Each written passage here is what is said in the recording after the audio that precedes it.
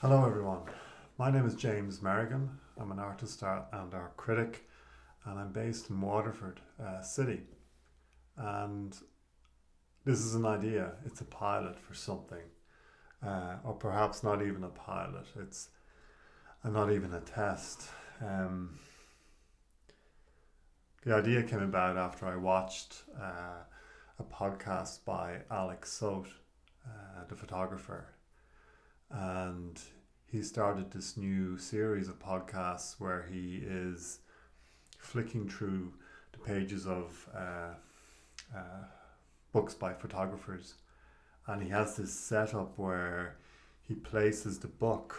Okay, so he places the book underneath so he can flick through it. I'll just show you.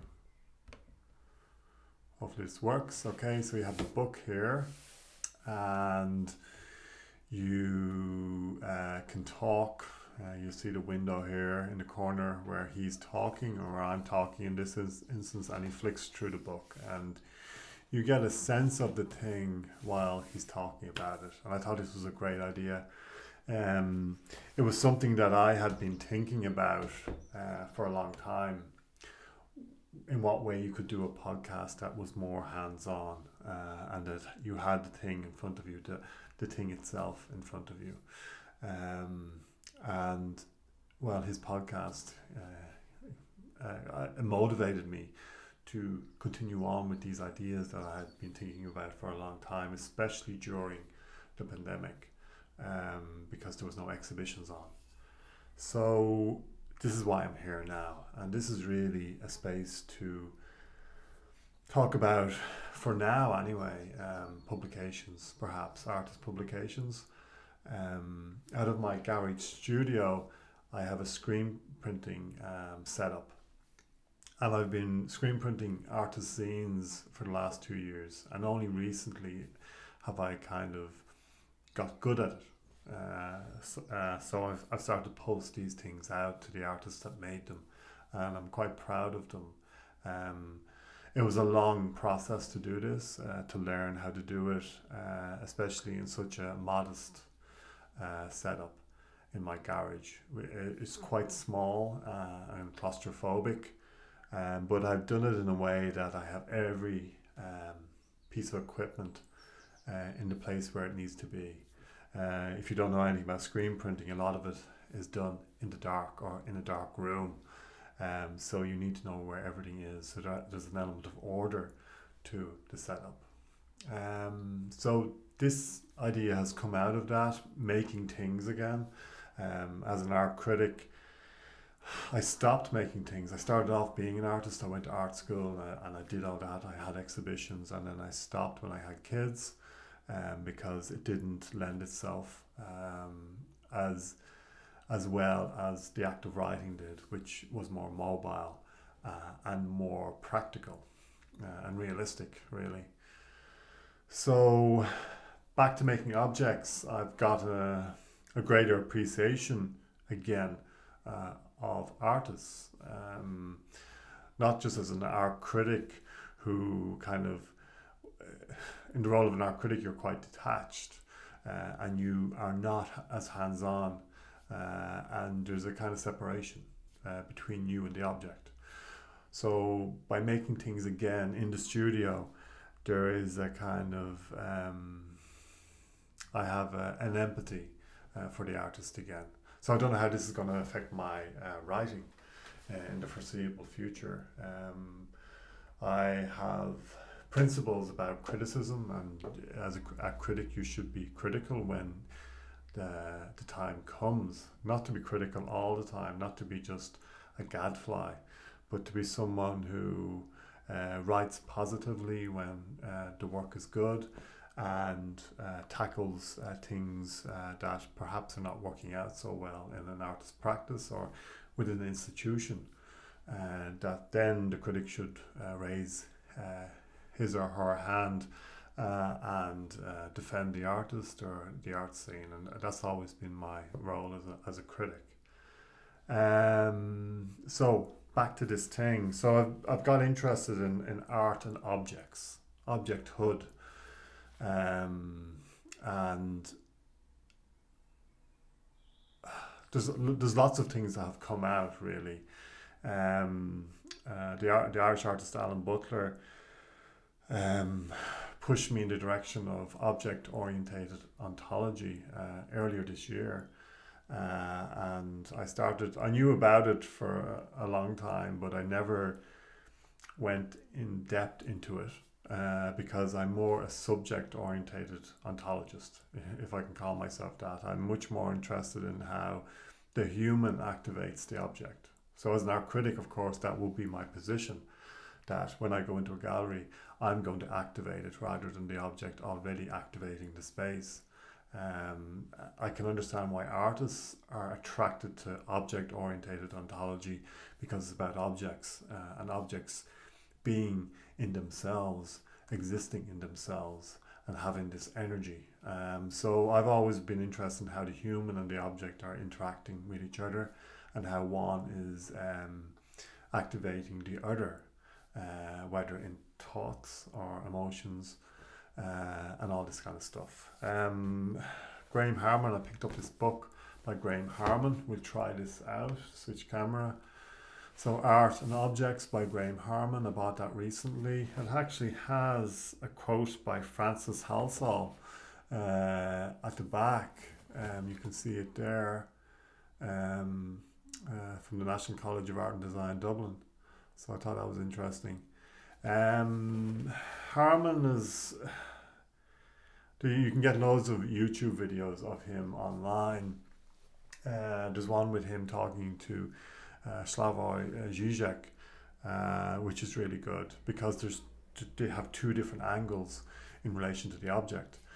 𝚃𝙷𝙸𝙽𝙫 is coming from psychoanalysis and Lacan. So he's a subject-orientated ontologist, really, and then you have someone like Graham Harman who's dealing with objects as they are in themselves, and there's a lovely tension between them.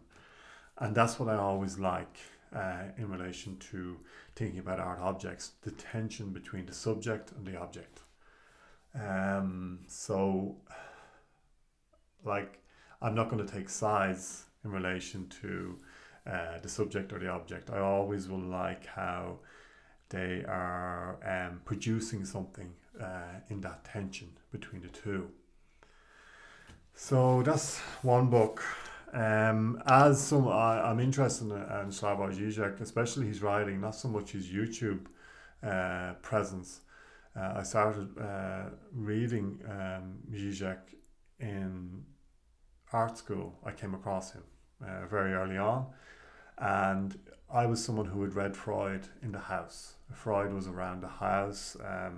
I grew up in a space where psychoanalysis was around, and so I'm interested in the psychoanalytic, looking at art through the psychoanalytic lens, and how that might, I'll switch back here, how that informs, psychoanalysis really informs how I approach art, because you're dealing with a correlation between you and the object, as you do in the clinical setting of psychoanalysis. You have two people bouncing ideas off each other or responding to each other. So I've always taken that stance. So object-oriented ontology was something that I could throw into the mix and think about objects as they are. I've also been doing this thing on Instagram, and I'll show you this book. This is edited by Jeremy Miller, and it's from After All Books. The shine there is actually oppressive, isn't it? I'm just going to try and move this, and I'm probably going to knock everything off, but who cares, eh? My excuse is this is a pilot, okay? So I'm going to try and push this over to here. So this is Provisionally and Vice, The Way Things Go, and it was made in the 80s. This artwork is about 30 minutes long. It's a film of objects bouncing off each other in a kind of domino effect. On Instagram, I'm writing a kind of inch meal piece of text that takes one still after another from the film and tries to translate what is happening in those stills into text. And I'm taking on that kind of, Susan Sontag thesis about, she said something like this. She said, a thing is a thing, not what is said of a thing. And I'm trying to take that on in her essay Against Interpretation. She criticizes, either the Marxist or the psychoanalytic analysis of culture. And she wanted a more descriptive way in which to look at culture, using words just to describe things. And as some people have said, out of description there is analysis. It's there, you don't have to separate them out. So through the act of describing an object, you are analysing it. Just using the analogies you use, the metaphors, the particular words you use, they're all, they all have some kind of signification outside of the word. So it's that Derrida thing where a signifier leads to another signifier, leads to another signifier, and you never reach a signified. It just continues on in the dictionary, on and on and on into infinity. So this is what I'm doing at the moment. This is a lovely little book. It's quite small. It has some stills in it, as you see. So this is some of the things that happen in Fischl and Weiss's The Way Things Go. I actually like this pegboard here as well. In my own work, I used to use pegboard a lot. I had a kind of hardware aesthetic. One tutor said to me in NCID, it's DIY gone bad. So I've always liked this. Actually, setup I have here, you can't see outside the frame, of course, but it's a cage and has these metal vices connecting everything together, and there's plywood, so it's very ad hoc. So these are things which I will probably keep as I continue on with this. So today I'm going to start something, and it's a book. And I'm not sure about the picture here. I don't know how good it is. We might have to, there you go. So that's quite a good image. If you don't know this book, it's, I wouldn't call it a catalogue. I would call it a kind of a notebook. It's something that was made, published on the occasion of Eoin Mc Hugh's exhibition at the Douglas Hyde Gallery in 2013, towards the end of the year, I think in 2013, the autumn. I love the exhibition. I wrote a review of it. I actually went back to look at that review. At the time I'd been writing 𝚃𝙷𝙸𝙽 Journal, which was a self-developed kind of quite urgent and critical journal online, which continued on for some, I don't know, six to 7 years. I stopped and started during it because it was very relentless, and I wanted it to be immediate. So when I wrote a review within a couple of days and then posted it, and it lay there, and I really never revisited those reviews. I never looked back on them. So this has given me an opportunity now to look back on some of them. And the one I wrote on Eoin Mc Hugh's exhibition was called Dark Dark, and it's quite good looking back, because I haven't looked back on it for nearly 8 years. So I start off with some references to James Joyce, Finnegan's Wake of all things, and the title of the exhibition was called Augury. That's the kind of, I have a definition of augury here, and it is,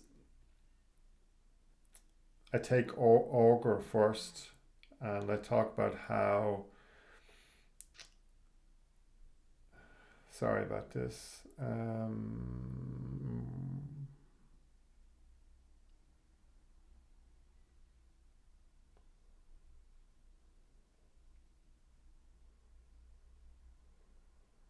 an augur was a priest from the classical world who interpreted the flight and sound of birds as a form of divination.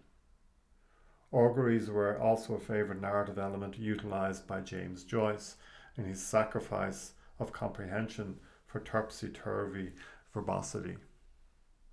So this is the title of Eoin Mc Hugh's exhibition. It was an installation of dioramas and also paintings, watercolours, just objects on tables. It was a very kind of somber, moody exhibition. But I've always liked Eoin Mc Hugh's work because there's always been a relationship with psychoanalysis in his work. It becomes much more explicit later on in an exhibition at Curlin Gallery, and later again he brings up psychoanalysis. So it's always been there as a latent presence within his work, and what you get is a kind of uncanny sensibility in his work. Missing parts, things like this, what Hal Foster called missing parts in one of his essays, from a kind of psychoanalytic reading of art history. So in this image here, you can see that the nightingale is missing something. Its eyes. And when you move closer, you see that red and yellow around the corners of the mouth. They appear in the buds and the trees. If you can see that. Sorry about this. This is going to be a process now. See, I can actually... It could be the lighting here. So, there we go, okay? So you can see in the buds there on the trees the same colours budding as at the corner of the lips of the nightingale, the beak. And I love this painting. It's a very small painting. It was really the anchor image of the exhibition, and so I suppose Eoin Mc Hugh is one of those artists that I've liked over the years, and he's someone that I would like to own the objects from. I've never had the means to buy artwork per se. All the artworks that I have been gifts, and so to get a book is the next closest thing. And one thing John Hutchinson did at Douglas Hyde was to make beautiful objects, especially for the solo exhibitions at the Douglas Hyde. There's also a kind of esoteric lens through which John Hutchinson, as a curator, approached art. His exhibitions had a kind of nomadic, hermetic feeling in the gallery. And even in the little essay that is in this, well, I wouldn't call it an essay, they're just notes on Eoin Mc Hugh's work, maybe taken through conversation. He talks about how he calls them notes on Eoin Mc Hugh's recent paintings, and he talks about the nightingale work here as well. And that's one thing I miss actually about the Dublin art scene is Douglas Hyde as it was, because there was a real emphasis on painting there, and there was an emphasis on objects. And it's weird actually to start to miss that in the art scene. You miss that exhibition that had a pivotal influence. The artists that he got in there, especially painters, had a real influence on the art scene, and it gave exposure for budding painters to come up and look at what painting is and what it can be. And there was also a tension between a painter like Eoin Mc Hugh, who is doing paintings that they're not the painter's painter. The subject here is very apparent. It's not just about objects. It's not about form, the purity of form, or and a release from language and from words. There's really, in Eoin Mc Hugh's work, there's a real embrace of language and the subject and what the reason and the motivation behind what he paints. So this nightingale sitting on a branch, and where there's a narrative playing in the form and also in the subject matter, with the budding trees reflected in the beak of the nightingale, and then the missing part, which is pivotal to a kind of psychoanalytic, and in a sense, in how art works in the world, how it's missing something all the time. So the book is gorgeous. It's hardback. It has a kind of hard cloth sap green. You know the sap green when it comes directly out of the tube, especially with oil paint. It has that deepness and has a cloth thread in it, so you can see it there. And then there's a kind of a khaki green on the inside paper, and then you have kind of I'd say it's Munkin rough paper. I've seen that in, I think it's art books, which Douglas Hyde used to print with. There's a particular fondness for Munkin paper. It's a German type of paper. It's the same paper I actually use in screen printing, which I shouldn't be using for screen printing because it's too thin, the paper I use, but I like how it has that transparency. But this is not rough, I don't think. It's more pure. So there's no grain in it as such. And the text by John Hutchinson is just a very modest text talking about the light and the darkness, how darkness is inhabited by light. And it is a beautiful little text in that it really gets to the navel of Eoin Mc Hugh's work, especially in terms of his paintings, and a kind of interiority. There's a kind of there's one vase. Let me see if I can find the name of it. John Merrick, the Elephant Man. So there's one.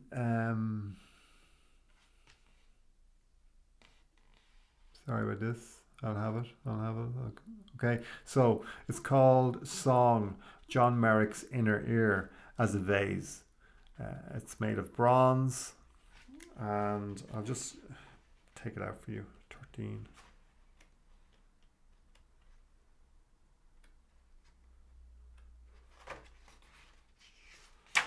So here it is. You can see it there. So the Elephant Man's Inner Ear as a Vase. Can I get closer? I don't know if this will come up great on there.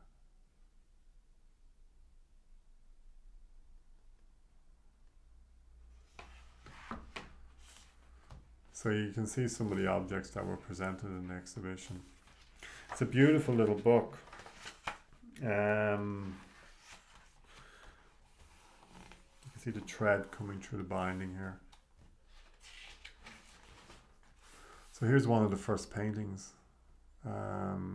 So Hutchinson talks about how, light, interior light, bursting forth from darkness. But there's a positivity there. It's not doom and gloom. There's a sense of hope in it, especially in dark times. So it's not that the dark is subjugating light. It's very much how light is bursting through darkness, and the idea of green as well, the colour green. You can see it of course, on the cover, the sap cream binding in the hardback, and then this nightingale painting. So I've always, there's something, I said in the review, Eoin Mc Hugh was showing alongside Frank Walter, who was in the small gallery, Gallery 2, and a lot of people were talking about Frank Walter because he's a painter's painter. There's a purity, there's a kind of an interaction with paint as substance in the work. At the time, I wrote this in the review, Frank Walter, a painter, was showing alongside Eoin Mc Hugh in Gallery 2. It's a small little gallery, kind of a basement gallery. It's all in the basement really, Douglas Hyde, but it feels basement in Gallery 2 because there's no windows, there's only a doorway in, and it's quite claustrophobic. But everyone was talking about Frank Walter at the time, and how they enjoyed his use of paint. So there's a very big contrast between Eoin Mc Hugh's application of paint in contrast to Frank Walter's, who's a painter's painter.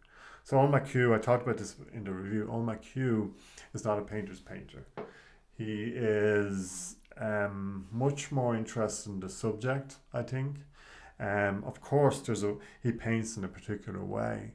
He's trying to bring everything together and arrive at something that has a kind of illusionistic quality, that it is something in the world.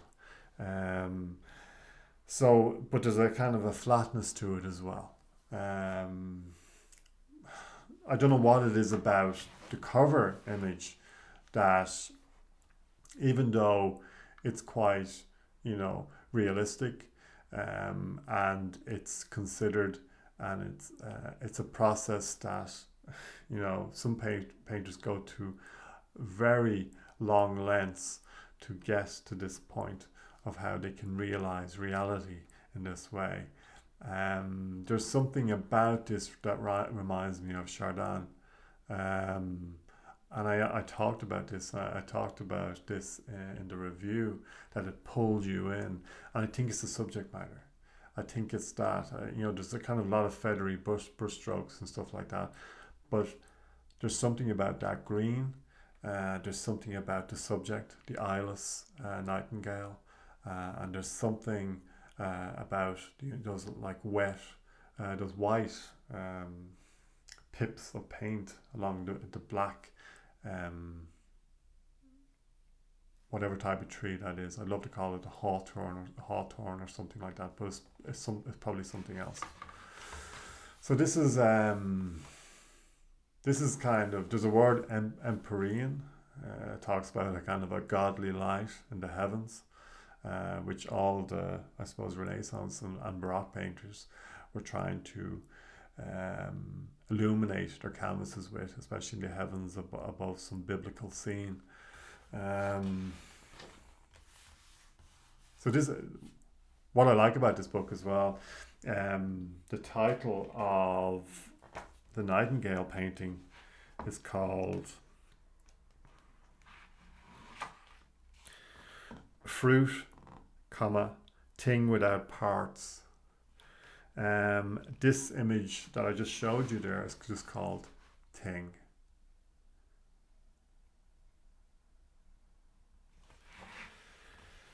And it's watercolor on paper.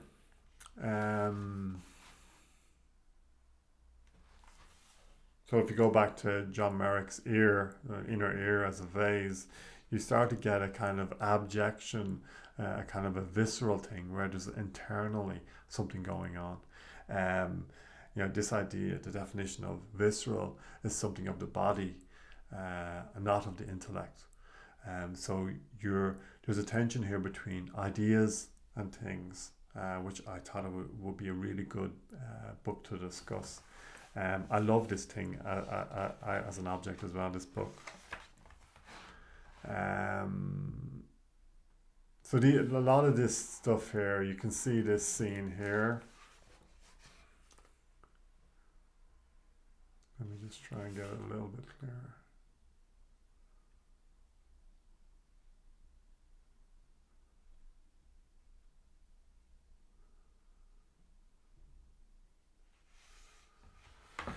So in my review of this, I want to look up this very quickly.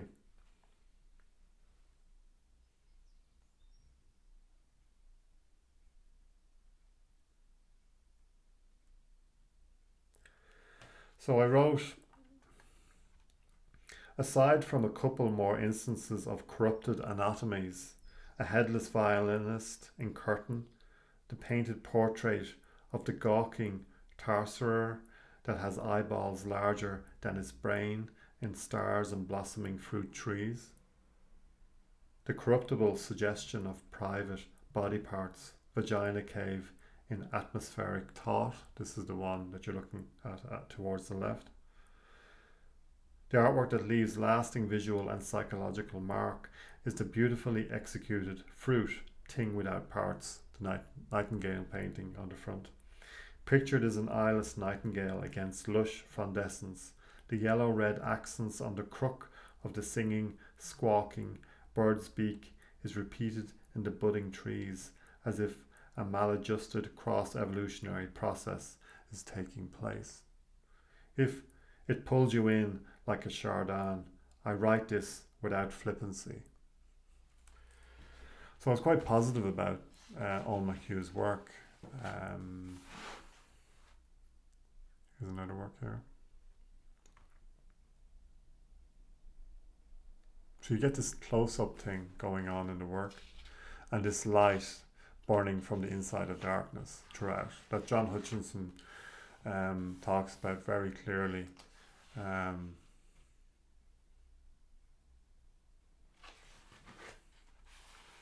Here's a diorama of some mallard ducks. Now, strangely, if you see that mallard, that drake duck on the top, you see that the beak is missing. Another missing part. It's a beautiful thing. It's something I didn't notice in 2013. Because it seemed so realized, this diorama.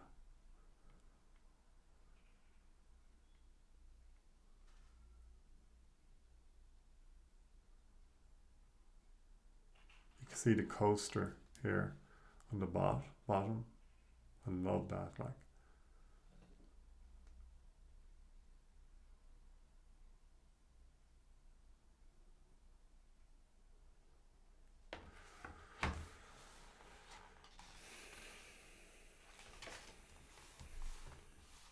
Some more light, flames emerging from darkness. In this case, it looks like a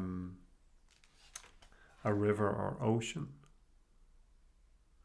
Or it could be,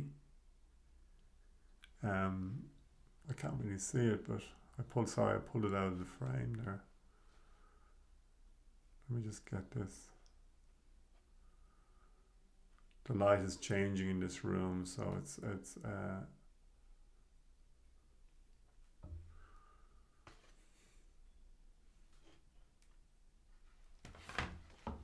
you can see it better there.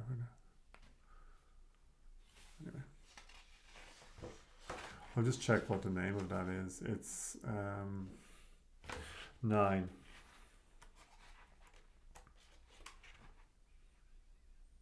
Plane ritual. So plane suggests or infers land rather than sea. But there's a consistency here in Mc Hugh's work. Here's a ship with a burnt mast, kind of an absence as well, missing part. Inside out.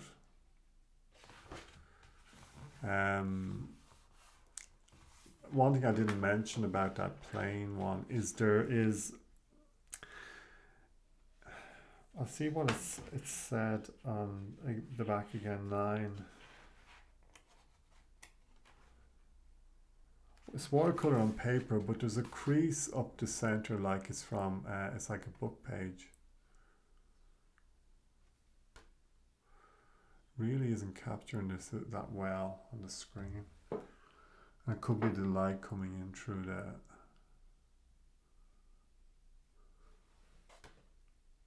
No, we'll leave it there. But I'm going to show you the same thing, and this.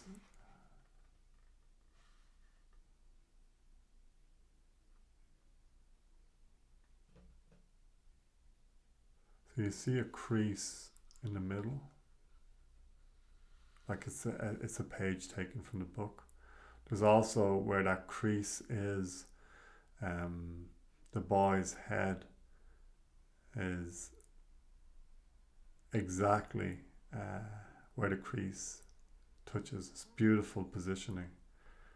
Of course, as you look closer, this image, is a bizarre company. But when you see the head here missing its skull cap and the brain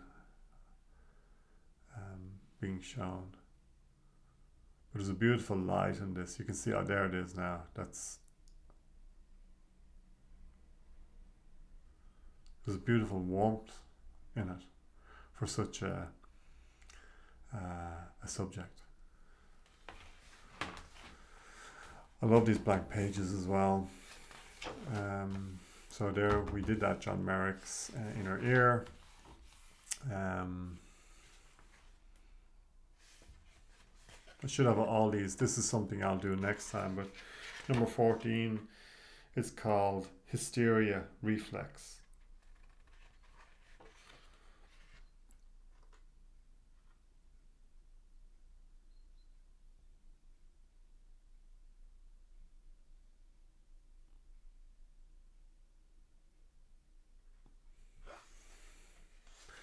I just love how this is all designed. It's beautiful. You can see there we go. So there, the rips in the paper and the edges. That's something about Eoin Mc Hugh's work. When I first saw it in his degree show, he had these drawings, and I felt they were on found paper. Centerfolds pulled from a book, from some kind of ancient encyclopedia, and there's something beautiful about them, and he's continued that in the work. Not so much in recent years, but this work back then. This is the last image, and it's my favorite image. It's a very different image to the cover, and it feels more high def, more hyper real here than it does in the cover, and it could be the thread in the hardback cover that's doing that.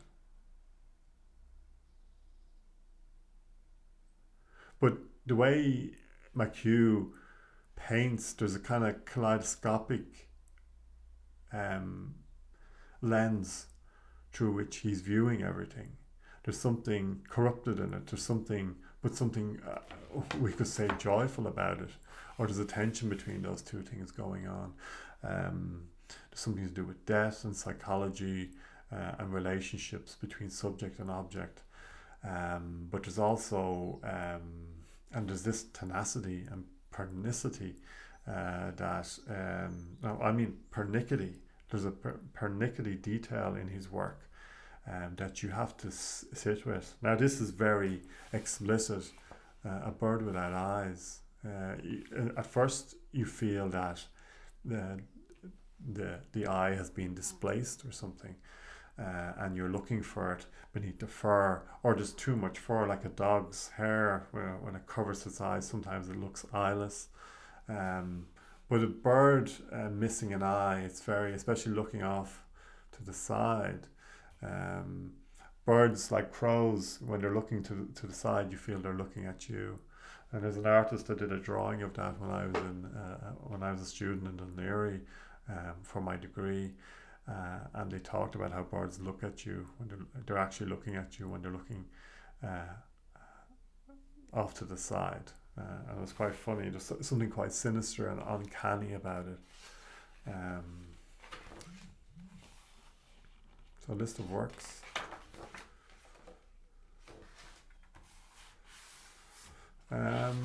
That's it.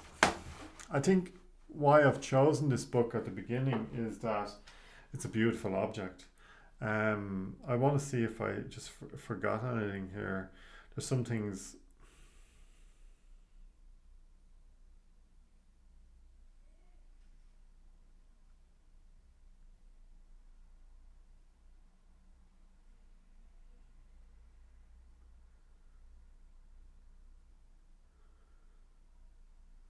Not really. I think like this project is really, it's something I want to do more of. I am in talks with some other artists to do something with their work or with their publications in particular at this point. And when we start to see real exhibitions again, I hope to do something with that as well here, where we talk directly about objects. I know I've talked about the subject here a lot, and not so much about I've talked about the object and the way I'm groping it all the time. You see that there's an emphasis on the object all the time here. I don't know what else to say about this. Like painting. I was thinking out loud, painting is something that lends itself better to this. I've always been fascinated by painting as an object, as an object as well that people want to covet, they want to own. And I've often went into galleries and I've wanted to own the thing, to covet it in some way. There's a desire around painting as an object. And it goes back to this idea of the fetish. I suppose I want to end here, the fetishistic object, not the one that comes out of Freud in terms of it's always sexualized, but how, as artists, in Eoin Mc Hugh's work, there's always a missing part. Perhaps that is the fetish, because in the fetish, you disavow the whole part for the bit part. So you see something in the world as whole. And then you sublimate that wholeness into something, whether it's a shoe, whether it's an art object. Bataille talks about how the fetishist who loves shoes was nothing in comparison to the collector who loved art objects.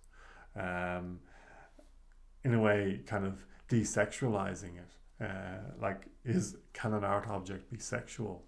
I'm not so sure, but a shoe is also a shoe, especially a woman's shoe, is always sexualized in popular culture when we talk about fetishism. So I'm interested in art objects that are, cleansed, I suppose, of that sexualization, and we talk about in terms of desire.